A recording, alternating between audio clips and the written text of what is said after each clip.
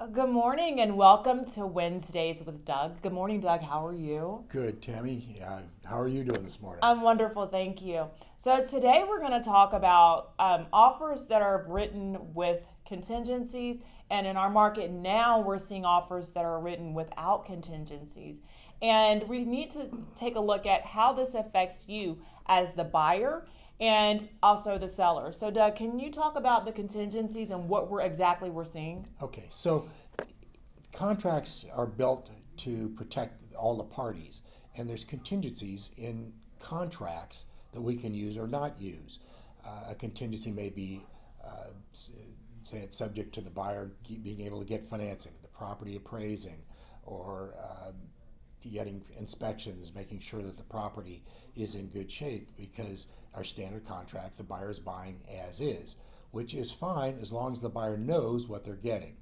And the problem we got as offers got more and more competitive, as the numbers of offers grew, we were taking out more and more contingencies, providing less and less protections for our buyers. So things like contingent on loan approval.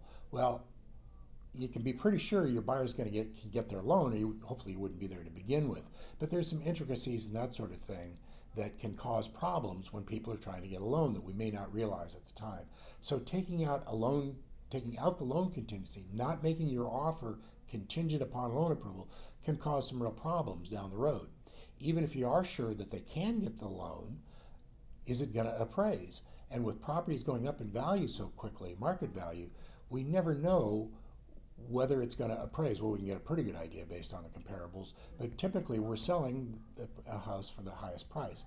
So what do agents do? They advise their clients, well, we'll take out the appraisal contingency and make it your offer a lot more clean, so the seller doesn't need to worry about it. And if the only reason you can't get the loan approved is because the property didn't appraise, well, then we're out on the loan contingency. We don't need to make it contingent on the appraisal. Very dangerous, because if you did that, in other words, you made an offer, say, for 1.2 million, it only appraised for $1 million, so now you need to have another 200,000 to close this transaction. If you don't, the lender will decline the loan. It may not come up front as the reason you got turned down is because the property didn't appraise, but it will. And the contract says, and even if it didn't, if you backed out based on that, you would be not acting in good faith, and your deposit could be at risk.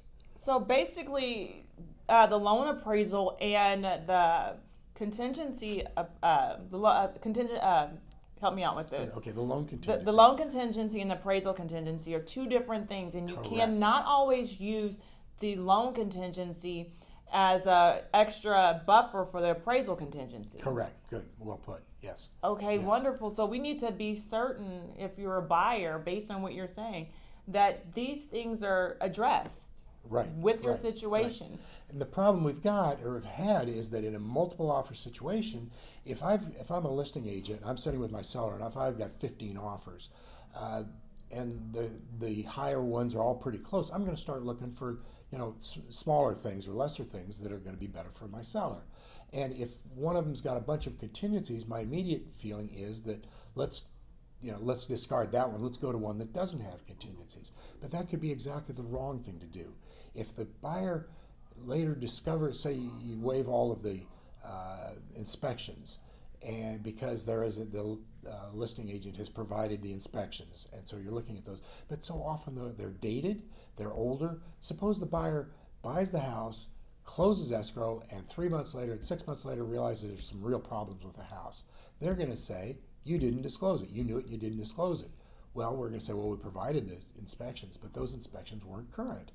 And it could come back to bite the seller just as much as the buyer. It would be really difficult for the seller to say with certainty that that happened since since those inspections were done.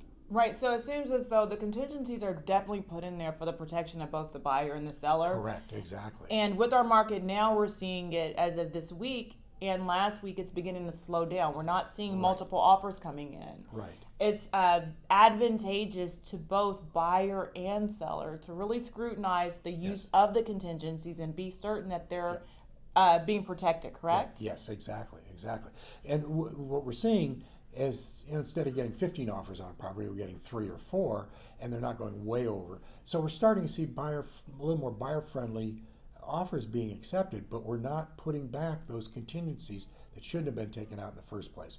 We're not taking advantage of that to give more buyer protections in there.